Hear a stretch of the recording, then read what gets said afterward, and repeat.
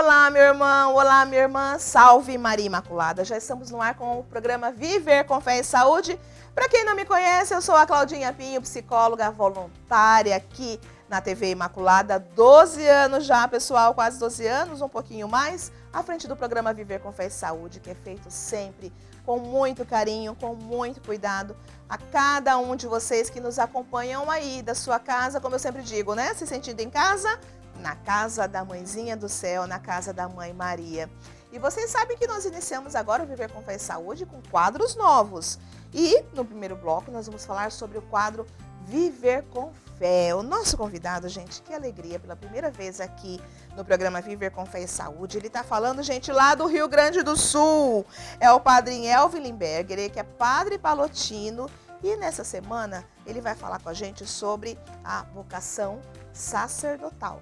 Vamos acompanhar? Salve Maria Imaculada! Queridos telespectadores da TV Imaculada, eu sou o Padre Elvin Limberger, dos Padres e Irmãos Paulutinos da província Nossa Senhora Conquistadora de Santa Maria. E venho hoje falar a você acerca deste belíssimo mês que iniciamos, mês em que a nossa Mãe Igreja aqui no Brasil nos dá a possibilidade de rezarmos pelas vocações. Mês de agosto, mês temático vocacional. E neste ano de 2023, de modo mais especial, pois estamos vivendo o ano vocacional, onde estamos refletindo sobre vocação, que é graça e missão, nós somos convidados, então, no primeiro final de semana, no primeiro domingo, a recordarmos dos ministros ordenados, os padres, os diáconos, os bispos e, é claro, o bispo de Roma, o Papa Francisco. O maior presente que nós podemos dar aos sacerdotes, aos diáconos, aos bispos, é a nossa oração. Oração pela sua fidelidade ao chamado. Chamados do meio do povo, homens batizados, para que fossem viver com radicalidade a sua vocação específica a serviço do Reino. E por isso, queridos irmãos e irmãs, nós podemos fazer esta reflexão. Em primeiro lugar, uma reflexão e oração, pois somos privilegiados por termos padres, diáconos e bispos aqui em nossa Arquidiocese de Campo Grande. Mas em muitas dioceses e arquidioceses, ao longo do Brasil e do mundo, faltam sacerdotes, faltam bispos, arcebispos e também faltam diáconos, transitórios e permanentes. Por isso, que possamos, neste final de semana, unirmos em oração pela fidelidade e santidade dos que já foram ordenados. E, é claro, rezarmos pelas vocações, a vida presbiteral.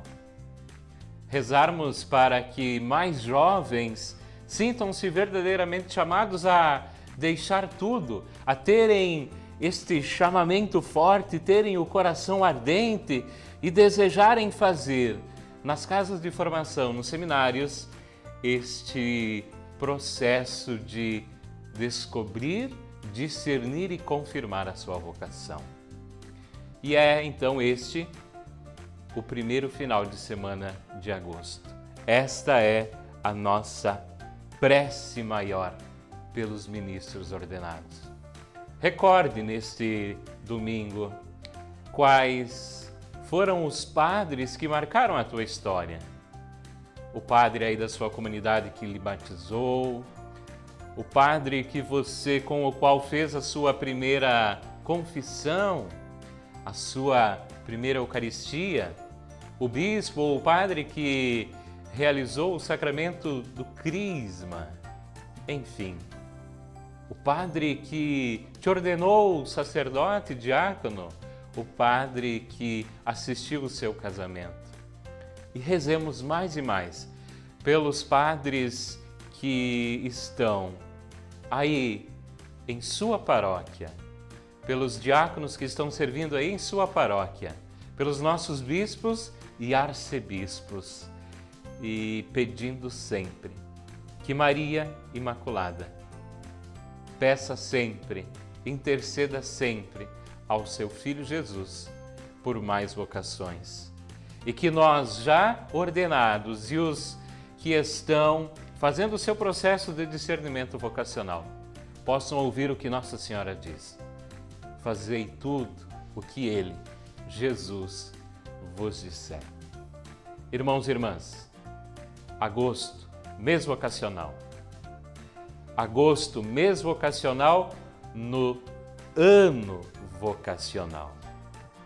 Que você e eu tenhamos os pés a caminho, com o coração ardendo, com o desejo de rezarmos pelos nossos sacerdotes e de servirmos nós padres, bispos e diáconos sempre e cada vez mais. Um grande abraço. Salve Maria Imaculada. Padre Alvin Limberger, salve Maria Imaculada, querido, muito obrigada pela sua participação conosco aqui. Gente, mês de agosto, né, pessoal? Mês das vocações. Esse padre querido, Padre Alvin, vai estar conosco falando sobre as vocações e como ele muito bem trouxe vocação sacerdotal, o programa dessa semana. Muito obrigada mais uma vez, viu, padre? E agora eu quero convidar vocês para acompanharem o VT Tema do programa dessa semana. Gente, bem relevante, hein? Vamos acompanhar? Atualmente, a diabetes é uma das doenças crônicas mais comuns em todo o mundo. De acordo com uma pesquisa realizada pelo Ministério da Saúde, 7,6% dos brasileiros são diagnosticados com ela. Além das pessoas mapeadas, há aquelas que desconhecem o fato de terem também essa condição. Segundo a Federação Internacional de Diabetes, 425 milhões de adultos são diabéticos no mundo.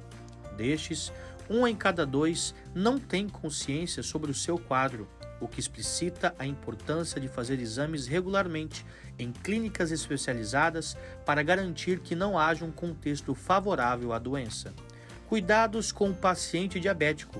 Esse é o tema do Viver com Fé e Saúde desta semana. Pessoal, cuidados com o paciente diabético. Que tema importante, que tema relevante para nós podermos abordar, né? E a nossa convidada, pessoal, ela está falando diretamente lá de Santa Catarina.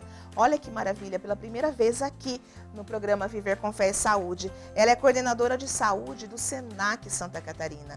É a enfermeira Daniela Regina Farinella. Pessoal, ela é enfermeira, mestre em saúde e gestão do trabalho, especialista em saúde pública, em saúde mental coletiva, especialista em gestão educacional e em docência para educação profissional.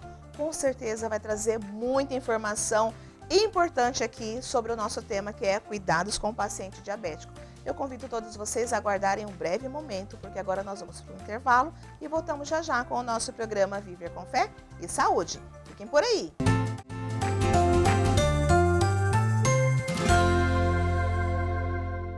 Estamos de volta aqui com o programa Viver com Fé e Saúde. Meus queridos, reuniram toda a família aí, porque o tema da semana é bastante relevante. Falaremos sobre cuidados com o paciente diabético. A nossa convidada, estamos muito felizes por recebê-la aqui pela primeira vez no Viver com Fé e Saúde. Está falando com a gente lá de Santa Catarina, olha que maravilha!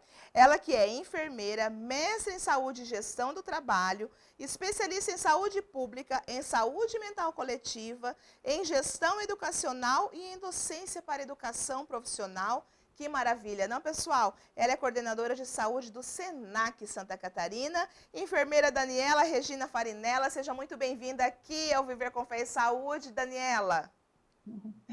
Cláudia, muitíssimo obrigada pela oportunidade de estar aqui falando no programa e principalmente da gente poder compartilhar alguns conhecimentos tão importantes para milhares de famílias brasileiras, né? E fora do Brasil também, né? Que a gente é um assunto sensível, que a gente deve sim sensibilizar todas as pessoas para serem corresponsáveis e como que a gente pode prevenir essa questão, né? Fico muito feliz com a oportunidade. Exatamente, estarmos atentos, sobretudo para termos qualidade de vida, não, Daniela?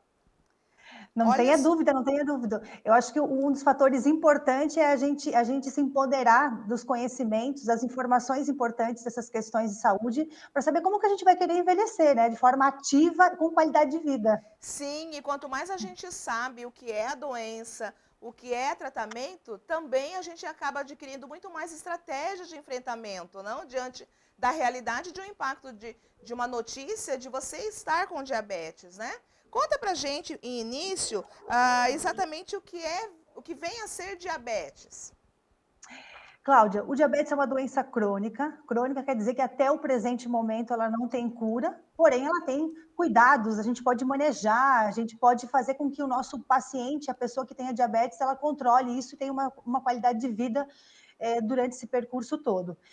O diabetes, na verdade, eu vou começar explicando um pouquinho de um órgão importante no nosso corpo, Ótimo.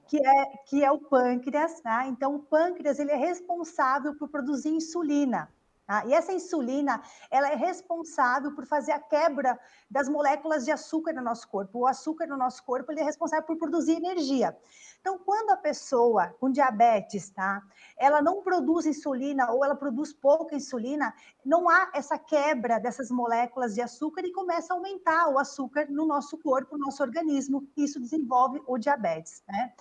Então, assim, é uma doença extremamente impactante, né? Quando não for manejada adequadamente, traz muitos impactos na vida das pessoas, das famílias e do sistema de saúde brasileiro. E aí a gente tem dados, Cláudia, alarmantes no Brasil e no mundo. A Organização Mundial da Saúde tem apontado nas últimas pesquisas que 1 a cada 11 pessoas pelo mundo tem diabetes. No Brasil, esses dados hoje, nós temos hoje 8,9% da população brasileira com diabetes, e dessa porcentagem, 50% não tem o diagnóstico, não sabe que são diabéticos. Então, percebam que elas estão com uma doença, que é uma doença silenciosa, que demora para aparecer sinais e sintomas, e isso vai agravando, né? Então, quando descobre, já estão com algumas complicações, né? Então, isso é muito impactante para a vida das pessoas e para o sistema de saúde brasileiro. E é um número muito alto, não, Daniela? Então, sendo assim como você bem trouxe, não tem cura, é uma doença crônica, é uma doença silenciosa e é uma doença séria, é uma doença grave. A gente tem que ter esse olhar diferenciado ao cuidado do nosso corpo, a visita periódica ao médico, até porque, embora não tenha cura, tem como se ter qualidade de vida acerca dessa doença, né?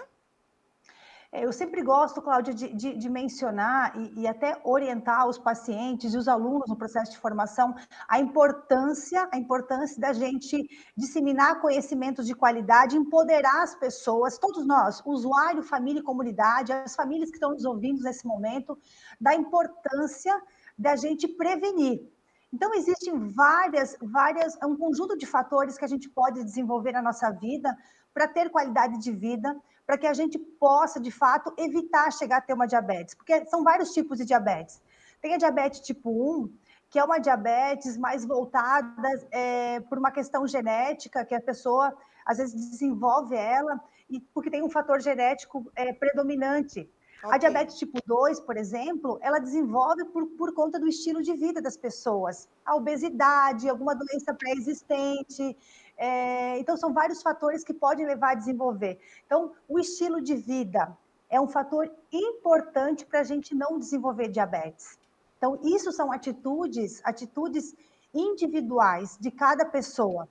Eu chamo isso de corresponsabilidade. A gente, Sim. como usuário, a importância de a gente ser corresponsável com o nosso processo de saúde e doença, né? Sim, e como existe, na verdade, esses dois fatores, o estudo, a ciência já mostra isso mais do que tudo, como não a gente não trabalhar de uma forma preventiva, não, Daniela? E nesse sentido da prevenção, o que nós podemos fazer nesse aspecto? Em relação à diabetes, tem fatores importantes no estilo de vida de praticar esporte, a importância de você ter hábitos saudáveis na alimentação. Na alimentação, eu digo assim, de tomar decisões e fazer um planejamento de alimentação para a família, um planejamento alimentar com mais frutas, verduras, menos embutidos, menos produtos industrializados, processados, enlatados, e a importância de você ter hábitos saudáveis, entende? Acho que a junção, na verdade, de fatores como atividade física e uma boa alimentação fazem com que a gente possa evitar e prevenir, postergar o desenvolvimento de uma diabetes ao longo da nossa vida. A tomada de decisão de como a gente quer envelhecer, ela impacta em muitas questões da nossa vida, de evitar muitos problemas na nossa vida, no desenvolvimento, não só o diabetes, outras doenças crônicas e degenerativas, né? Sim. Então, isso depende muito da tomada de decisão de cada pessoa e de cada família, sabe? Sim, exato. E eu penso que a partir do momento que a pessoa sente aquele impacto do diagnóstico de que realmente tem diabetes, né, que é um choque também, né, para ele, para a família, enfim. Mas a partir daí, de um diagnóstico, o que a pessoa pode fazer? A primeira coisa que ela deve fazer, querida? A partir do momento em que a pessoa tem um diagnóstico, porque ela já está dentro de uma rede de saúde, né? Ela já foi, ou ela buscou um médico no sistema público Sim. de saúde, ou da sua operadora, ou privado, enfim. A partir do momento que tem um diagnóstico, começa, na verdade, uma orientação dessa equipe de saúde que vai cuidar desse paciente, né? Aham. E aí a importância, na verdade, de fazer acompanhamentos regulares dentro do sistema de saúde, de procurar definir um plano de alimentação, sempre que possível, com orientação de nutricionista, da regularidade da atividade física, e sempre que possível, buscar o acompanhamento com uma equipe multiprofissional. Eu falei aqui de educador físico, falei de nutricionista, falei de médico, nós temos enfermeiros, a gente tem endocrinologista, sempre que necessário, oftalmologista. Por quê? À medida em que esse paciente com diagnóstico de diabetes não fizer um manejo adequado, o que seria um manejo adequado? É ele tomar a medicação adequada, a ele fazer um acompanhamento, fazer os exames, cuidar com a alimentação. Se ele não tiver um manejo adequado, as complicações são inúmeras. E as complicações trazem muito impacto para a vida dessa pessoa, dessa família e da sociedade. Além de ter um gasto gigantesco dentro do contexto da renda familiar e do sistema de saúde brasileiro também. Sendo assim, quando ele adoece, quando ele tem essa informação, esse diagnóstico, é importante que a família também esteja envolvida neste cuidar, né? É importante, sobretudo, o psicólogo estar ali junto a ele, dando essas orientações, porque de fato é impactante, mas ainda há muito o que se fazer para que ele tenha qualidade de vida e a família também precisa caminhar junto neste cuidado, né? Quando a gente fala em mudança de hábito, não é da noite para o dia, né? Nós que É, somos das equipes de saúde, a gente tem muita dificuldade em engajar as pessoas, os nossos pacientes, nossos usuários, a fazer mudança de hábito ou estilo de vida, né? sim. Então, não é uma coisa que a gente faz isso da noite para o dia. E quando a gente se depara dentro de uma família com uma doença crônica ou que requer um cuidado muito além daquilo que a gente tem no nosso dia a dia, a importância de toda a família estar envolvida com isso, entender a importância de cuidados, por exemplo, porque a questão do diabetes não é só por conta dos açúcares que a gente ingere, os alimentos que têm açúcar. Os carboidratos também se transformam em açúcar no nosso corpo. Então, o equilíbrio da alimentação é muito importante. Então, sim, a importância de toda a família entender o que é essa doença, quais os impactos que ela causa na nossa vida e o quanto que a família ajuda a entrar, por exemplo, nessa dinâmica de uma alimentação adequada, vai ajudar essa pessoa que está com diabetes e até a vida da pessoa também, né? Sim. São escolhas mais saudáveis e de melhor qualidade de vida para a família toda, não só para a pessoa que está com diabetes. Sim. Conta pra gente agora, querida, em relação à questão do tratamento, ele é individualizado.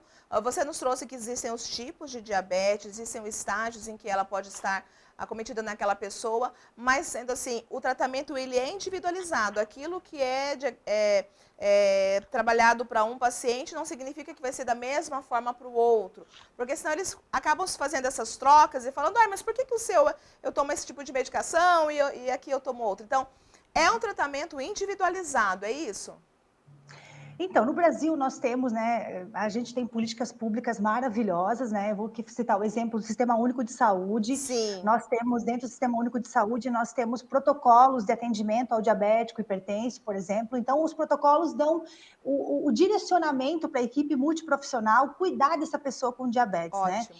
Então, obviamente, por exemplo, Pensando nos tipos de diabetes, nós temos diabetes tipo 1, diabetes tipo 2, diabetes gestacional e nós Olha, temos nós temos o pré-diabético. Então, o diabético tipo 1, por exemplo, ele vai tomar insulina, que é um medicamento injetável. Tá? O diabético tipo 2, ele vai tomar medicamentos via oral. Tá? Então, o que acontece? Cada paciente tem uma terapêutica individual. Segue-se protocolos específicos, mas se olha a individualidade de cada paciente, de cada condição, né? Porque somos sim. seres singulares, né? Mas muito mais do que a medicação a ser tomada com uma padronização e com uma regularidade, esse paciente tem que incorporar outras ações nesse conjunto. Medicamento, acompanhamento com equipe multiprofissional, que o Sistema Único de Saúde disponibiliza, ou o seu médico da operadora, ou privado, enfim. A importância de uma alimentação equilibrada, balanceada, prática de atividades físicas, enfim, e outros cuidados a mais. Por exemplo, os pés. Os pés é uma parte do nosso corpo que quem tem diabetes requer um cuidado gigantesco. Olha isso, gente. E a gente acaba tendo um olhar diferenciado para o nosso corpo como um todo, né? E é importante você trazer muito fortemente essa fala do SUS, porque é algo que está ao nosso alcance e que tem, assim, um cuidado, uma preocupação intensa com os nossos usuários, não, Daniela? Então, a gente que está dentro do sistema já há muitos anos, trabalhando, qualificando e trabalhando na assistência, a gente sempre ouve críticas em relação ao sistema público de saúde brasileiro, mas eu gosto sempre de fazer o contraponto e mostrar o quanto esse Exatamente. sistema de saúde ele é resolutivo e impacta a nossa vida, né? Então, vamos pensar hoje, uma pessoa diabética, tá? Ela recebe medicamento gratuito, exames, acompanhamento. E quando essa pessoa, porque a gente tem casos assim, de extremos de agravamento da patologia da doença, que levam a muitas complicações. Por exemplo, quando a pessoa não toma medicamento adequadamente, não se cuida, ela pode agravar e pode afetar muitas partes do corpo dela. Então, por exemplo, ela pode ficar cega, ela pode lesionar os rins e pode ter que fazer hemodiálise, ela pode ter problemas de circulação e pode ter que fazer amputação, às vezes, de perna, de pé.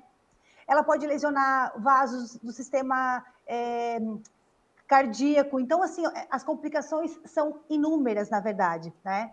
Então, a gente tem um sistema de saúde que nos dá acesso a muitos cuidados que esse paciente requer de forma gratuita, mas não é só o sistema disponibilizar toda a rede de apoio e o aparato de tratamento, tem a corresponsabilidade desse paciente. Exatamente. E aí eu queria chamar a atenção das famílias, das pessoas que nos ouvem nesse momento, né? A gente tem o hábito, enquanto cidadão brasileiro, de cobrar os nossos direitos do sistema de saúde. Sim, é nosso direito. Saúde é um direito de todos, a gente sabe disso. E é dever do Estado, sim. Mas o Estado não vai dar conta sozinho da nossa saúde se nós, eu, família, indivíduo e comunidade, não formos corresponsáveis. Então, não adianta só o sistema de saúde me dar o medicamento, a insulina, me dar exames, acompanhamento, se a pessoa não fizer a parte dela. Não praticar esporte, não reduzir bebida alcoólica, se ela não tomar medicação adequadamente. Então, tem a corresponsabilidade. E muito dos agravamentos das patologias hoje se dá porque as pessoas não são corresponsáveis com o seu processo de saúde e doença. Exato, cada um no seu papel, né, para poder desenvolver melhor o cuidado dessa doença que ela é tão séria, que ela é tão grave. E quando você fala dessa questão do dever do Estado, sim, além de ofertar o tratamento de forma multidisciplinar, inclusive, e com medicação e tudo mais, vem também a questão das conscientizações, né, das campanhas de conscientização, da psicoeducação, e não no aspecto do medo, de dar um medo. Olha, você pode ser amputado, você pode ter algum membro amputado, enfim. Mas é para se conscientizar de fato, para ter esse olhar diferenciado e ir em busca do tratamento, né? Porque se a pessoa não se mobilizar, se a família não estiver ali ao lado e fazer esse acolhimento, esse apoio também, cadê a corresponsabilidade, como você muito bem colocou aqui, não, Daniela? As doenças crônicas, em especial o diabetes, são doenças que requerem muito da nossa proatividade enquanto paciente, enquanto Sim. usuário de saúde, na questão de prevenção. Então, aquela questão que eu falei anteriormente, né? A tomada de decisão de como a gente quer envelhecer. De forma ativa, participativa. E, para isso, as decisões têm que ser tomadas agora. Não lá aos 45 anos, aos 50 anos, quando a gente já está com um pré-diabetes, ou então a gente está com o início de uma doença. Exato. A tomada de decisão tem que ser nesse momento. Tá? A gente tem que começar, dentro de num contexto, por exemplo, escolar, a já mobilizar, sensibilizar os nossos alunos para essa questão da corresponsabilidade. Para que eles sejam crianças e adolescentes mais responsáveis com a sua saúde, com a sua doença, entende? Para a gente tornar esse cidadão responsável, sabe? Exatamente. E há, como é que diz o poeta, né? E há que se cuidar do broto para que a vida dê flor e fruto. Aguarda só um momentinho aí, Daniela, que a gente já volta a conversar, tá bom? Ótimo. Obrigada, Cláudia. Eu fico no aguardo. Porque, pessoal, nós precisamos ir para um breve intervalo e voltamos já já com o programa Viver com Fé e Saúde.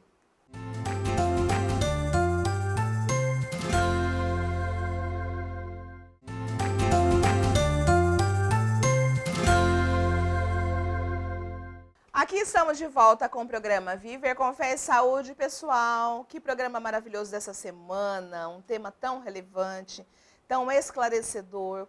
E é tão bom quando a gente traz uma pessoa maravilhosa, né, entendedora de fato do que está falando, trazendo numa linguagem clara para que a gente possa realmente compreender. Nós estamos falando com a Daniela. A Daniela Regina Farinella, ela que é coordenadora de saúde do SENAC, está falando com a gente, pessoal, lá de Santa Catarina. Trouxe tanta informação relevante já no bloco anterior. E assim, Daniela, estava dizendo, é silencioso, né? O diabetes, ele é silencioso.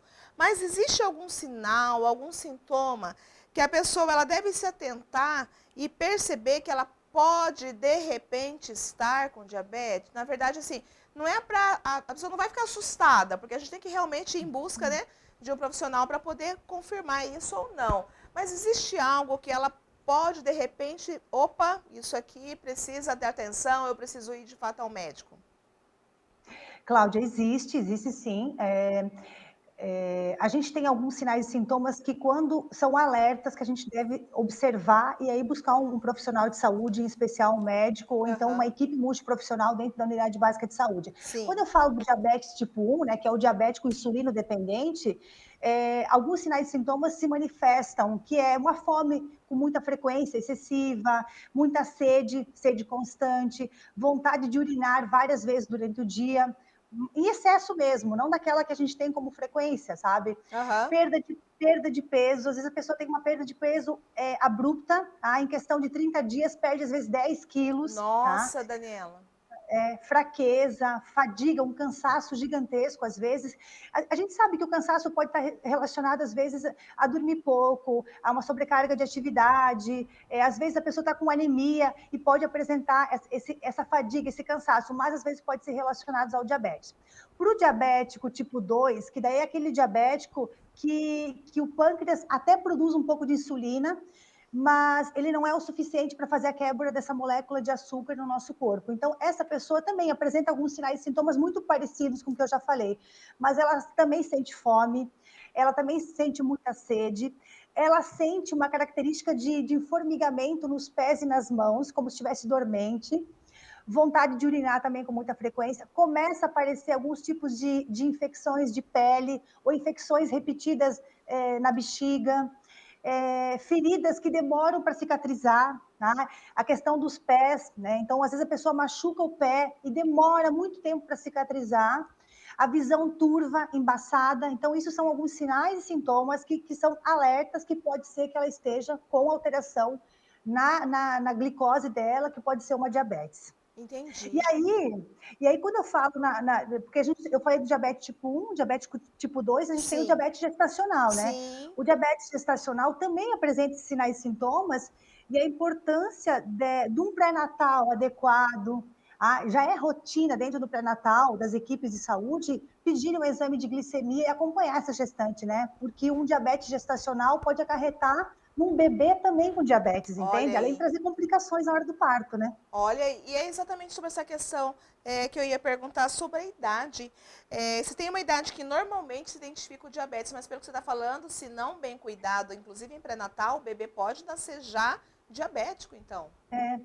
Essa questão da idade, o que acontece assim, ó, a gente tem dentro do protocolo nacional do Ministério da Saúde, dentro das recomendações da Sociedade Brasileira de Diabetes, recomendações para que a gente faça exames a partir dos 45 anos. Ok. Isso de maneira geral. Entretanto, as pessoas que já têm um histórico familiar de diabetes, tá? Essas pessoas devem fazer antes. Então, quem tem um fator de risco, por exemplo, obesidade, hipertensão, sobrepeso, e também uma questão genética familiar, são pessoas que devem fazer o exame antes dos 45 anos. Né? E as pessoas, obviamente, que estão fazendo pré-natal, as mulheres que estão gestantes, essas já fazem o exame dentro do rol de exames que a gente faz, solicita para elas no pré-natal, já é solicitado esse exame de acompanhamento. Tá? Então, eu chamo atenção para as pessoas que têm, na verdade, fatores de risco para que possam fazer isso dentro do seu check-up anual. O médico já pede isso como rotina. Obviamente, as pessoas que têm uma rotina de check-up. Tem pessoas que têm muita resistência. Sim. Por exemplo, Cláudia, nós temos hoje uma população brasileira, por exemplo, os homens eles têm uma porcentagem hoje... eles vivem em média 7 a 10 anos menos que as mulheres porque eles se cuidam menos que a gente. Então, os homens chegam no sistema de saúde para buscar atendimento, muitas vezes com um agravamento de uma patologia pela resistência, por não querer, porque achar que vai lá, vai procurar alguma doença. Aquilo que tu falou no início da entrevista, né? Se não procura, acha. Não, mas são questões preventivas, entende? Sim. A importância da gente se cuidar e da gente promover saúde, sabe? E cada vez mais tem que estar muito bem forte essa questão da conscientização do autocuidado, né? Eu que sou da área da oncologia, a gente sempre fala, faz até meio que uma brincadeira, que o Outubro Rosa vem antes do Novembro Azul, porque as mulheres precisam se cuidar para cuidar dos seus homens, né? E quando a gente fala dos seus homens, não é necessariamente somente do marido, mas a gente está falando dos irmãos, né? Está falando do pai, do avô, enfim. Então, a gente tem que ter esse olhar de autocuidado, né? Se a gente tem ao nosso alcance essa questão da saúde e a saúde pública com excelência, que eu gosto muito de reforçar essa questão do SUS, sim, por que a gente vai ficar com dor, né? Por que a gente vai deixar uma doença tão séria crescer e evoluir? No bloco anterior, você falou em relação a alguns cuidados que são necessários, sobretudo para quem foi diagnosticado com diabetes. Mas fala para a gente, o que muda nessa alimentação? E além dessa alimentação, claro, tem outros cuidados que são necessários em relação a essa rotina nova, né? Porque tanto o paciente quanto a família, como um apoio para esse paciente, precisa mexer sim na sua rotina para que se torne mais saudável e tenha, sim, qualidade de vida, né? É assim, Cláudia, eu como profissional de saúde, eu olho por uma questão de multifatores, um conjunto de fatores importantes, né? A pessoa que está com diagnóstico de diabetes, ela está fardada a ter uma vida normal, desde que ela tenha essa corresponsabilidade e, a partir de agora, em manejar tudo isso e saber como que ela vai melhorar a condição de vida dela no dia a dia. E a condição está voltada para uma alimentação balanceada, sim. Então, sempre que possível, essa orientação deve partir de uma nutricionista. O Sistema Público de Saúde disponibiliza isso dentro da rede de atenção. Então, a alimentação com maior porcentagem de frutas, verduras, legumes, menos enlatados, embutidos, entende? E o equilíbrio desses carboidratos também, né? Que eu falei lá no início da entrevista, né? Que não é só o açúcar que aumenta a glicose. Essa combinação dos carboidratos, às vezes, de forma equivocada na dieta, que fazem também o aumento disso. Então, uma orientação com o nutricionista para uma alimentação balanceada e adequada, a prática de atividades físicas. E eu não estou aqui falando que a gente tem que, a partir de agora, ir para a academia e gastar. Não, tem muitas atividades que você pode fazer sem custo nenhum. Tem atividades, e importante também no paciente, da pessoa, identificar o que ela gosta de fazer. Porque eu ouço muito discurso dos pacientes, Cláudia, dizendo assim, mas eu não gosto de praticar esporte. A gente sabe, né? A gente sabe, só que tem coisas que se a gente não tomar decisão, ninguém bate na nossa porta, Cláudia, para levar a gente com a mão para fazer as coisas, né? Então, assim, eu diria que uma combinação perfeita de uma alimentação equilibrada, adequada para aquela realidade daquela pessoa, atividade física, o acompanhamento com a equipe multiprofissional dentro do sistema de saúde e o uso adequado das medicações. Sim. O uso adequado. Porque se você não tomar adequadamente, os níveis de glicemia não vão ser controlados, né? E aí, Cláudia, eu queria falar de algo importantíssimo nisso tudo, são os cuidados com os pés, tá? Porque hoje o pé diabético, o pé diabético é um dos causadores número 1 de muitas amputações no mundo todo. Então, a importância de quem tem diabetes, seja diabetes tipo 1, diabetes tipo 2, gestacional, a ter cuidados com os pés. O que são esses cuidados? O pé diabético, tá? Ele vai perdendo a sensibilidade tátil, a pessoa não sente dor. Muitas vezes ela pisa em algum, sei lá, num pedaço de vidro, num pedaço de madeira, machuca o pé, ela não sente. E essa lesão entra uma infecção, demora para cicatrizar, demora às vezes meses, até um ano, e às vezes tem que levar a amputação. É indolor, então, quando machuca, um pé diabético, então, quando machuca. Mas isso porque é extremidade? As mãos também pode acontecer isso, só que a mão está mais próxima ao alcance da visão, né? Mas é porque é extremidade e ele não Exatamente. sente e aquela ferida pode ir crescendo. Quando ele assusta, tem uma ferida grande lá que ele não percebeu. Exatamente. O que acontece? Esse excesso de açúcar na nossa corrente sanguínea vai, na verdade, lesionando muito, né, as moléculas e a pessoa vai perdendo a sensibilidade. Então, às vezes, ela não sente. Então, a importância dessa pessoa ser orientada por uma equipe de saúde e fazer uma boa inspeção diária nos seus pés, porque às vezes ela está com uma lesão que ela nem percebeu. Então, alguns cuidados que eu falaria para todos vocês que nos ouvem, para as famílias que estão nos ouvindo, para as pessoas que são diabéticas, tá? Diariamente fazer uma inspeção, lavar bem esse pé, secar bem esse pé para você não ter nenhum tipo de micose, entrar nenhuma bactéria ali, uma infecção ali. Hidratar esse pé, usar calçados confortáveis. Meia, por exemplo, uma meia que tem uma costura interna, virar ela, usar ela ao contrário, para não lesionar esse pé. A hora que tu vai cortar as unhas, tem que tomar muito cuidado para você não machucar essa pele, ou então não deixar cantos, que esses cantos que você não cortou adequadamente a unha, pode lesionar essa pele. Observar também se não tem rachaduras no teu pé, porque o pé que não é hidratado, ele começa a aparecer fissuras, rachaduras. Essas rachaduras entram bactérias ali, pode causar uma infecção. Então, assim, são alguns cuidados. Outra coisa importantíssima, talvez, os calçados que a gente usa, calçados confortáveis, e sempre verificar se não tem sujidade ou resíduo dentro desses calçados, porque se a pessoa não tem sensibilidade, a chance dela ficar o dia todo usando um calçado ali com um pedaço de resíduo, no final do dia, causa uma lesão nesse pé. E aí é risco para infecção, não cicatriza e pode levar a amputação. Entendi. É muito preocupante. É verdade. E assim, esse alerta você traz, mais do que tudo, ampliar o olhar em relação ao autocuidado e a família também. Se tem algum familiar ali ao seu redor, que você tenha esse olhar cuidadoso com o outro. Sobretudo com os idosos, né? Que de repente ele não vai ter toda aquela paciência de olhar o pezinho dele e tudo mais. E quando a gente fala desse cuidado, a gente está falando de amor também, né, Daniela? Pelo amor de Deus, né?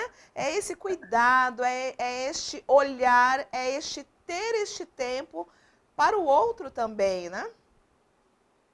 Não tenha dúvida. Eu acho que é uma responsabilidade não só do sistema de saúde, sim, nós somos corresponsáveis, não é corresponsáveis, somos responsáveis. A corresponsabilidade eu trago para dentro dessa visão do paciente, do usuário e da sua família. Se a gente não tem uma família que apoia, como que você vai mudar hábitos alimentares? Uma pessoa que está com diabetes dentro de casa, entende? Você está com restrição alimentar, tendo que cuidar para você poder manter o equilíbrio, para você não levar a um problema renal, a uma amputação, a outros problemas que pode agravar, e a família não colabora. Então, a importância de todos estarem no mesmo nível de entendimento, de poder, na verdade, ajudar essa pessoa que está passando por um momento de dificuldade. E até evitar que ela também chegue a uma situação de ter uma doença crônica, né? Exatamente. Agora, para a gente finalizar, infelizmente, esse papo maravilhoso que você está trazendo para a gente, o que você deixa de mensagem para quem está nos acompanhando né? No sentido, sobretudo, desse cuidado intensivo realmente ao seu familiar que tem um diagnóstico de diabetes? Olha, são muitos, na verdade, como profissional de saúde, mas eu penso que para todas as famílias que estão nos ouvindo nesse momento, a importância de cuidados preventivos, né, são fatores primordiais. Isso requer mudança de hábito, de estilo de vida, praticar esporte e alimentação adequada e balanceada. Quando eu falo de alimentação balanceada e adequada, eu não estou dizendo que a gente tem que ir para o mercado e gastar coisas caras, não. É. Eu estou falando de frutas e verduras que tem acesso dentro da nossa própria estação do ano. Mas eu falo principalmente da conscientização de todos vocês de como a gente quer envelhecer. A tomada de decisão é de cada um. O sistema de saúde está aqui disponível para cuidar de todos nós. Exato. Falando do SUS, né? Mas eu quero que vocês entendam, todos vocês que estão nos ouvindo, o sistema de saúde não vai dar conta da nossa saúde e da nossa doença se a gente não tiver a nossa corresponsabilidade. Se eu, usuário, família e comunidade, não formos corresponsáveis com o nosso processo de saúde e doença. Então, isso é nítido, porque o sistema de saúde ele me dá medicamento, me dá exames, me dá médico, me dá acompanhamento. Só que se eu não fizer a minha parte aqui na minha casa, não cuidar da dieta, praticar esporte, reduzir o cigarro, reduzir a bebida alcoólica, o tratamento não vai fazer efeito. Então, a minha mensagem é que todos sejam corresponsáveis também com o seu processo de saúde e doença, na perspectiva de conscientização, de corresponsabilidade, bem como de envelhecer ativamente, porque o fato de você ter diabetes, tu pode ter uma vida longa, de muita qualidade de vida, desde que você maneje isso de forma adequada. Daniela Regina Farinella, coordenadora de saúde do SENAC Santa Catarina, enfermeira. Gostei muito da sua participação aqui conosco, querida. Muito obrigada mais uma vez pelo seu sim. E saiba que nós estamos aqui com as portas abertas para você trazer o tema que você achar relevante, para nós podermos abordar aqui. Muito obrigada mais uma vez, viu? Obrigada eu, Cláudia, pela oportunidade. E conte com a gente, com certeza. Eu falo sobre outros temas. Quando precisar, a gente está à disposição. Falar sobre saúde, sobre o processo de cuidado, é uma satisfação muito grande. E o SENAC Santa Catarina está sempre à disposição de vocês. Gratidão, querida. Deus abençoe. Um abraço aí para todos vocês, viu? Tchau, tchau. Nada, bom final de semana a todas as famílias que nos ouvem. Amém. Um abraço aí para todo o povo de Santa Catarina. Fiquem com Deus. Vamos para o intervalo? Voltamos já já com o programa Viver com Fé e Saúde.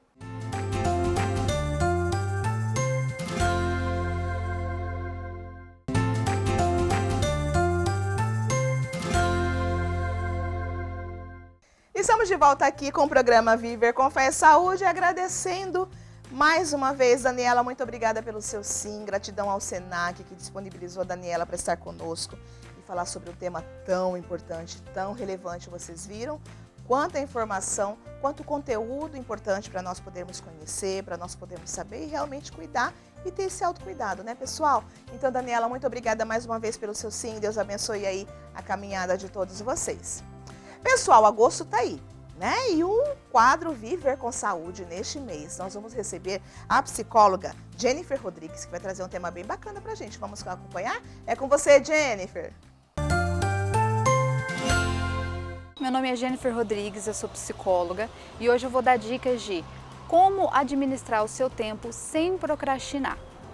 Mas o que é procrastinação, né? Procrastinação é o ato de deixar uma tarefa para depois, não ter motivação para realizar essa tarefa, né? Em resumo, por que isso acontece? Porque o nosso cérebro ele cede à procrastinação porque ele não tem essa recompensa imediata, né? Então ele vai deixar para depois tarefas que não são recompensadoras naquele momento, né? Então o que a gente pode aí reunir de dicas práticas para você conseguir lidar aí com a procrastinação, né? Número 1, você se autoconhecer. Então você vai fazer um levantamento do que mais te deixa nessa situação de procrastinador, né? Em quais situações você procrastina mais, qual desculpa você utiliza para procrastinar. Dessa maneira você vai conseguir traçar aí um plano de ação muito mais efetivo individualmente, né?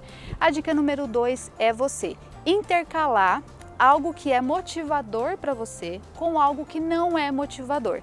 Então aí vai partir da dica número 1 de se conhecer, né? Então o que é prazeroso para você, né? Então, porque dessa maneira você vai intercalar, como eu falei, né, com algo que não é prazeroso, né, para você estar aí constantemente ativando essa recompensa no cérebro para você ter aí mais efetividade nas suas tarefas, né? A terceira dica é o quê? Fazer uma lista das suas tarefas semanais, mas essa lista ela precisa ficar exposta, né? Então ela tem que ficar em algum lugar que você vai conseguir vê-la durante o dia. Fica na geladeira, no escritório, em algum lugar em que fique exposta e que você tenha acesso visual a ela durante a sua semana e durante o seu dia, né? E ali você vai colocar todas as suas tarefas do dia, intercalando ali com o que é prazeroso e o que não é prazeroso. A dica número 4 é dividir as grandes tarefas em tarefas menores. Vai parecer uma lista muito maior, mas você vai ter tarefas mais fáceis, né? E consequentemente mais fáceis de executar também, né? Então vamos dar um exemplo. Vou pintar o meu quarto. Eu não vou colocar na minha lista pintar o quarto. Eu vou dividir entre escolher a cor, escolher os pincéis, os tamanhos, recolher jornais, colocar ali a fita no rodapé e pintar. E a cada tarefa que eu completo, aquilo lá é recompensador para mim e aí vai ser estimulador para o fim da tarefa, né? E a dica número 5 é não buscar a perfeição. A perfeição ela não existe e ela só vai te atrapalhar. Então não busque o momento perfeito para realizar uma tarefa, os materiais perfeitos, a hora perfeita. Isso não vai acontecer, né? E se permita errar, tá? Se perdoe se você errar. A tentativa ela é passível de falha, né? Ela faz parte do processo de execução, ela faz parte do processo de tentar e ela faz parte do processo de viver. Essa foi a nossa dica de hoje. Cláudia, é com você.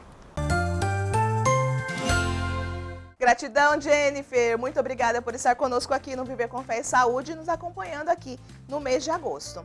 Você está chegando agora? Não tem problema algum, porque você pode nos acompanhar no decorrer da semana nas reprises ou no nosso canal do YouTube. Você já nos acompanha lá? Rede Imaculada de Comunicação. Clique em inscrever-se, curte, compartilha, encaminha para que outras pessoas também possam conhecer o nosso canal e você também vai ajudar a fazer ele crescer. Um canal de evangelização, todos os programas oracionais estão lá, tem informação, celebração direto da nossa obra pessoal, da nossa sede, informação da nossa obra direto da nossa sede. É muito importante que você esteja acompanhando também, nos ajude a crescer esse canal, gente, que é feito com todo carinho para cada um de vocês milites que fazem acontecer aqui na TV Imaculada, assim como o programa Viver com Fé e Saúde também. Claro, porque você pode dar sugestão de pauta, pessoal. Olha lá o telefone, 3349-2358 ou 993470532. Já quero desde já agradecer a todos vocês que se sentem tocados no coração e querem apadrinhar e apadrinham alguns dos nossos programas, alguns dos nossos... algumas das nossas organizações oracionais que nós temos aqui, que são várias, né? Muito obrigada. Viver com Fé e Saúde está assim, já entrando em contagem regressiva para nós iniciarmos, para nós estrearmos o cenário novo. E a gente está fazendo assim com todo o cuidado para levar sempre o melhor para todos vocês que nos acompanham. Desejo que todos vocês fiquem com Deus, que tenham uma excelente, abençoada semana. Te cuidem, ficamos por aqui e até o nosso próximo programa. E salve Maria Imaculada!